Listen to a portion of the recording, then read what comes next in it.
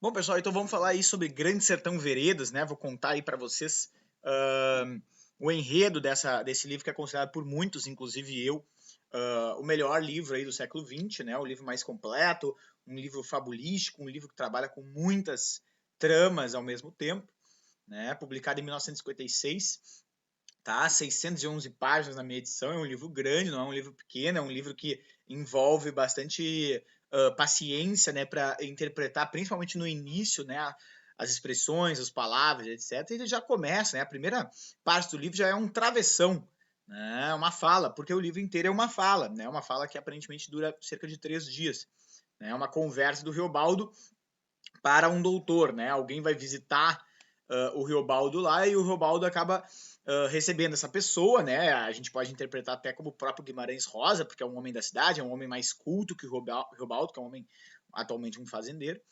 E aí ele começa com nonada, tiros que o senhor ouviu foram de briga de homem não, Deus esteja, né? Que nem a gente viu na aula ali de Guimarães Rosa de forma geral. Tá? E aí ele começa a contar a partir desse tiro uma história da vida dele, né? Ele vai contando várias histórias, essas histórias vão se misturando, vão virando uma só. Bom, eu vou tentar aqui ser o mais didático possível, tá? De repente, futuramente, né, eu posso fazer um vídeo contando na ordem que o Riobaldo conta, mas aqui eu vou contar em linha cronológica para ficar mais didático, tá? Então, exclusivamente aí para a gente entender de uma forma mais clara, né? O Riobaldo vai começar indo lá na sua infância, quando ele tinha cerca de 14 anos, e a mãe dele precisava pagar uma promessa lá num rio famoso, acho que é o rio até São Francisco, se eu não me engano, né? E aí ele vai junto com a sua mãe e tal, e ele tá lá de bobeira ali. Daqui a pouco ele olha um menino, uma pose bonita, assim, um menino de olhos verdes, muito, né, chamativo e tal. E esse menino tá meio ali fumando um cigarro de palha e tal, etc. E aí os dois começam a conversar e esse menino, vamos dar uma volta de canoa e tal. E os dois saem para andar num pequeno barco. E aí lá pelas tantas o barco quase vira, assim, o Rebaldo endurece todo. E o menino diz, o que que houve? E o Rebaldo, te confessar, mas eu não sei nadar. E o menino diz, mas eu também não sei nadar. E aí o Rebaldo pergunta para ele, tá, mas tu não tem medo de te afogar? E aí o menino diz, medo? Meu pai me ensinou a nunca ter medo. Eu não sei o que é sentir medo. E ele até pergunta assim, o que que tu sente quando vem essa coisa chamada medo? E o Riobaldo fica impressionado com aquele menino, porque ele tem uma pele muito lisa, ele tem olhos verdes muito bonitos e tal. Fala dos buritis, dos passarinhos, da natureza de uma forma muito pungente, muito lírica, mas ao mesmo tempo passa uma figura imponente, uma figura destemerária, uma figura forte, né? E aí o Riobaldo fica muito impressionado com aquele menino e tal. E aí eles voltam para a beira do rio, a mãe dele já estava procurando ele e tal, a mãe, vambora, Riobaldo. E o Riobaldo ainda olha para trás uma última vez, vê o menino abanando para ele, né? Nem pergunta o nome desse menino, mas ele diz, né? Eu não carecia, porque esse menino nunca mais esqueci, né? Enfim, vai passar um tempo, a mãe do Riobaldo vai acabar falecendo e o Riobaldo vai morar com o seu padrinho, né, que é o Celorico Mendes. Só que aí o Celorico Mendes começa a botar ele para estudar, né, num colégio do mestre Lucas. Só que lá pelas tantas o Riobaldo descobre que o Celorico Mendes não é só o padrinho dele, mas é o próprio pai dele. E que toda a cidade, todo o vilarejo já meio que sabia, menos o Riobaldo, ninguém nunca tinha contado para ele. E aí o Riobaldo fica se sentindo bastante humilhado, constrangido, decide fugir da casa do Celorico Mendes e vai morar com o mestre Lucas, o professor dele. Só que quando o mestre Lucas vê o Riobaldo chegando lá, ele diz: Riobaldo, olha só, já sabe bastante coisa, né? De 4 operações, já sabe bastante coisa de ler e escrever e tal. Tem um cara aí, um fazendeiro rico, famoso, que ele quer aprender isso, tal, que ele quer virar deputado. Tu não tá afim de ensinar ele, mas tu vai ter que morar lá com um cara e tal. Mas a vida que tu vai ter vai ser bem melhor. E o Baldo, olha, tava transtornado por causa das descobertas, né? A morte da mãe, a descoberta do pai e tal. E, quer saber? Vou. E aí, no outro dia, vem uns caras a cavalo e leva o Riobaldo pra essa fazenda, né? Uma viagem de 3 dias. E quando ele chega lá, o fazendeiro e tal é um rapaz chamado Zé Bebelo, né? E aí, à medida que o Riobaldo vai ensinando ele, o Zé Bebelo é super frio, super distante e tal, mas à medida que o Riobaldo vai ensinando e o Zé Bebelo vai pegando, o Zé Bebelo vai gostando mais do Riobaldo, né? Inclusive, o Zé Bebelo ultrapassa, entre aspas, o Riobaldo nas próprias questões de matemática, etc. E aí o Zé Bebelo convida ele para ser seu secretário da fazenda. E o Riobaldo, meio constrangido, meio sem saber o que fazer, não tá com muito sentido de vida, acaba aceitando. E aí o Riobaldo entende que o Zé Bebelo estava querendo aprender isso, contas, ler, escrever e tal, porque era uma espécie de obrigação para ser deputado, né? O Zé Bebelo queria ser deputado para combater o cangaço. O Zé Bebelo era um grande fazendeiro, um fazendeiro bastante capitalista, em certo sentido, e o jagunço e o cangaço da região estavam incomodando ele. Ele queria ter mais forças políticas para combater esse cangaço. E sem querer, o Reobaldo acaba entrando aí numa guerra, né? Numa guerra dos aliados do Zé Bebelo contra o cangaço. O cangaço liderado por um famoso jagunço chamado Joca Ramiro. E o Reobaldo vai, sem querer, né, se enfiar nisso. O Reobaldo não se desenvolve um grande atirador, tem uma mira espetacular, mas ele não gosta daquilo. E aí, certa vez, assim, ele não aguentando mais aquele clima de guerra, de morte, ele acaba fugindo da fazenda, né, e errando pelo sertão. E aí, lá pelas tantas, ele vai parar na casa, se eu não me engano, de um rapaz chamado Melinácio, pedindo pouso, né, para dormir naquela noite e tal. E aí o Melinácio, claro, dorme aí essa noite, tal, dá comida, não sei o quê. Lá pelas tantas, eles estão conversando. E aí o Melinácio pergunta, de onde tu vem, rapaz, né? Por que tu tá perdido? Ele, eu tava trabalhando na fazenda do Zé Bebelo. E aí o cara, oi? Eu tava trabalhando na fazenda do Zé Bebelo, mas aí eu decidi, rapaz, acho que é melhor o senhor ir embora daqui. E o Geobaldo se ofende, que isso, vou embora daqui, o senhor vai me deixar no meio da madrugada, embora daqui. Ouça que eu tô lhe ouvindo, ouça que eu tô lhe dizendo, é melhor o senhor ir embora daqui, rápido. Não, vou dormir aqui essa noite, amanhã eu vou embora. E o Geobaldo fica puta, cara, vai pro quarto, nossa, quem ele pensa que é? De repente, né, pessoal, no outro dia de manhã ele acorda, quando ele chega na sala, tá todo o cangaço dentro da sala do cara. E o Robaldo pensa assim, caralho, fudeu, né, mano?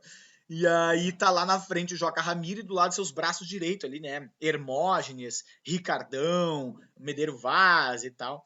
E aí eles fazem uma entrevista com o Riobaldo, né? Ó, tu trabalhou pro Zé Bebelo, o que tu fazia, o que ele tá pensando e tal. E o Riobaldo vai contando o que ele pode contar ali e tal. E aí quando encerra a entrevista, o Riobaldo pensa assim, bom, pelo menos escapei. Aí o Joca Ramiro, que é o líder do cangaço, chega. Ricardão! Não, Ricardão não, desculpa. Reinaldo, vem aqui. E aí o Geobaldo pensa, fudeu, né? Vai vir o Reinaldo agora e vai me matar. E aí, quando entra o Reinaldo, o Geobaldo se espanta. Por quê? Porque era ninguém mais, ninguém menos que o menino. O menino lá do Rio, claro, mais crescido, passou alguns anos, mas era aquele mesmo menino que ele conheceu com 14 anos, com seus olhos verdes, né? Seu gesto imponente, mas ainda com a sua sensibilidade e tal. E aí os dois se olham e se reconhecem e o Geobaldo, que louco. E aí o Reinaldo acaba dando comida para ele e tal, não tinha nenhuma treta, não era para matar nem nada. E aí, quando o grupo de cangaço prepara para partir, o Reinaldo diz: pra onde tu vai, Reobaldo? E o Reobaldo diz: sei lá, tô meio perdido, não sei o que eu vou fazer. E o Reinaldo diz: vem com a gente então. E aí o Reobaldo: tá bom, beleza, vamos junto. E aí o Reobaldo, de repente, muda de lado, né? Tá do outro lado, agora tá do grupo de cangaço. E aí o Reinaldo diz: olha só, quando tu estiver na frente dos outros cangaceiros, tu me chama de Reinaldo, tá? Mas quando tiver só eu e tu, né, na parceria aqui e tal, tu pode me chamar de Diadorim. Né? E aí a gente vai acabar conhecendo o nome desse menino, que é chamado pelos outros jagunços de Reinaldo, mas ele tem um nome mais lírico, né, mais bonito, que não combina com a condição de jagunço, que é Diadorim. E esse é para os íntimos, né? E o Reobaldo vai fazer parte dessa intimidade, certo? Bom, começam as guerras, né? Retomam as guerras contra o Zé Bebelo, contra as forças políticas do Zé Bebelo. Agora o Reobaldo está do lado dos jagunços e eles acabam destruindo as forças do Zé Bebelo. E quando eles vão pegar o Zé Bebelo para matar o Zé Bebelo senta no chão e levanta as mãos. Que na ética do sertão, na ética do cangaço, é um ato de quem quer ser levado a julgamento, né? Então, antes de ser morto, vai ser julgado pela maioria. Então, a cena é esta. Tá o Zé Bebelo aqui sentado, né, no chão, no meio da galera, e tá todos os jagunços, né, os chefes dos jagunços na frente, Joca Ramiro, que é o grande líder, Hermógenes, né, o segundo, Ricardão, Medeiro Vaz, Sou Candelário e tal, e o Riobaldo e o Dadorim lá atrás, né, ouvindo a sentença, né, do Zé Bebelo. E aí o Joca Ramiro começa a entrevistar todo mundo, o que vocês acham, não sei o quê. E de cara o Hermógenes e o Ricardão, vocês vão ver que eu vou sempre associar esses dois nomes, diz, não, tem que matar ele matou dos nossos, agora a gente mata ele. Só que outras grandes lideranças, como o Sou Candelário, o Medeiro Vaz e tal, eles acabam dizendo, não precisa matar o cara, não tem mais o que fazer, ele tá sozinho, né, vamos dar uma surra nele, vamos mandar ele embora e tal, não sei o quê.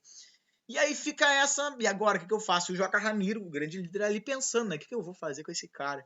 E aí o Riobaldo, né, bastante astuto e bastante corajoso, vai pra frente do grupo e diz, olha só, eu trabalhei para esse cara há pouco tempo atrás. Eu sei que ele é um homem de muita valia e não merece morrer assim e tal.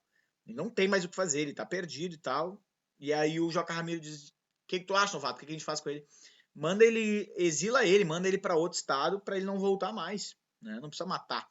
Né? E aí o Zé Bebelo diz: eu tenho família lá em Goiás. Se o senhor quiser, eu vou pra lá e fico quieto na minha. E o Joca Ramiro diz, beleza, tu vai pra Goiás com a condição de nunca mais voltar enquanto eu, Joca Ramiro, for homem vivo, entendeu?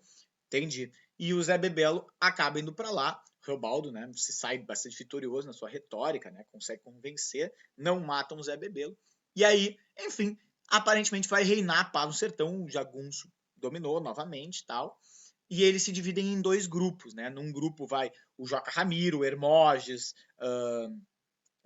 o Ricardão e tal, os grandes líderes, e no outro grupo um líder, o Medeiro Vaz, com alguns mais subalternos, no caso o Riobaldo e o Diadorim.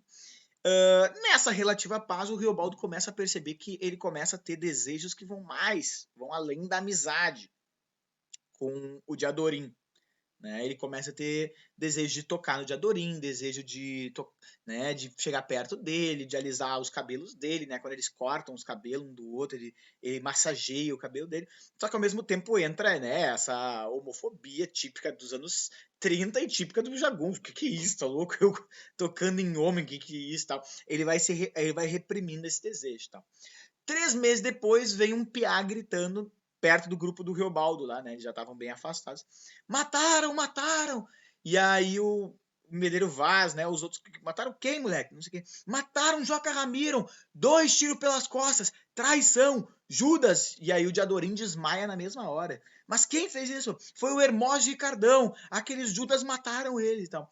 E aí, aquilo que era uma relativa paz vai acabar virando uma guerra, entre aspas, civil, uma guerra interna entre os jagunços, né? Os Judas, né? Os traidores, né? Que vão ser liderados pelo Hermógenes, principalmente junto com o Ricardão e outros que acabaram aderindo, porque foram contraditos naquela decisão do que fazer com o Zé Bebelo. E agora quem vai vingar o nome do Joca Ramiro, né? Que é o Diadorim, que é o Riobaldo, o Mereiro Vasso, o Candelário, etc. Certo?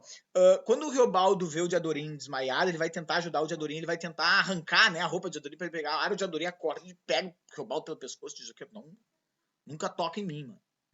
Não, tranquilo, só quero te ajudar, beleza, tá. Certo? Bom, aí começa essa guerra, né, pessoal? E aí, à medida que o Riobaldo vai desenvolvendo essa afeição pelo Diadorim, ele vai começando a desenvolver também ciúmes, né, raivas em certos momentos, etc. E aí, um dia eles vão acabar parando numa fazenda do Sou Amadeu.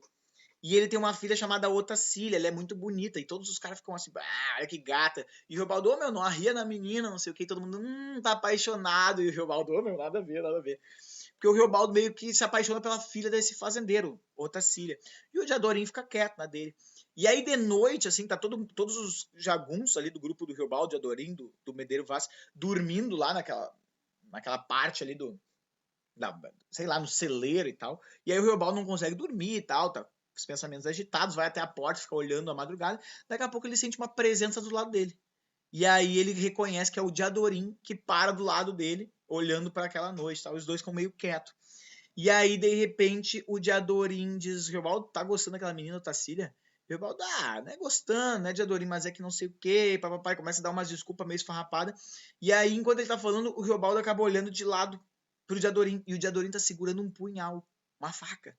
E o Riobaldo fica duro assim, né? E agora? E aí o Diadorim meio que guarda o punhal e diz: não, era só pra saber, assim, né? Sabe aquela coisa, tipo, não, tá tranquilo. E volta a dormir. O Riobaldo fica meio perplexo. Eles vão embora da fazenda no outro dia. O Riobaldo promete pra Otacília que vai voltar, que vai casar com ela, etc e tal. E aí eles saem andando, né, pra achar o grupo do Hermógenes e do Ricardão pra se vingar daquele outro grupo. E aí começam várias guerras locais, troca de tiro e tal. E um dia o Riobaldo não aguenta mais isso e diz: Diadorim, vamos fugir daqui, eu e tu, vamos criar gado, vamos plantar alguma coisa. Pra que esse mundo de guerra de sangue? E aí Diadorim, mas Riobaldo, a gente tem que vingar a morte de Joca Ramiro. E aí o Riobaldo se enlouquece, né? Quem é Joca Ramiro? Joca Ramiro nunca olhou por mim, nunca olhou por ti. Joca Ramiro era o líder, nem sabia quem a gente era, Riobaldo Diadorim. Pelo amor de Deus, ele não tava nem aí pra nós. E aí o Diadorim diz: Riobaldo, quem é Riobaldo? O que é Diadorim? E aí o Diadorim diz: Joca Ramiro era meu pai. E o Riobaldo, e aí eu vou vingar a morte dele, contigo ou sem a tua presença. Mas se tu for embora, eu vou ter uma tristeza mortal. E o Riobaldo diz: bom, agora, por Joca Ramiro, eu matava, eu morria. Joca Ramiro era pai de Adorim.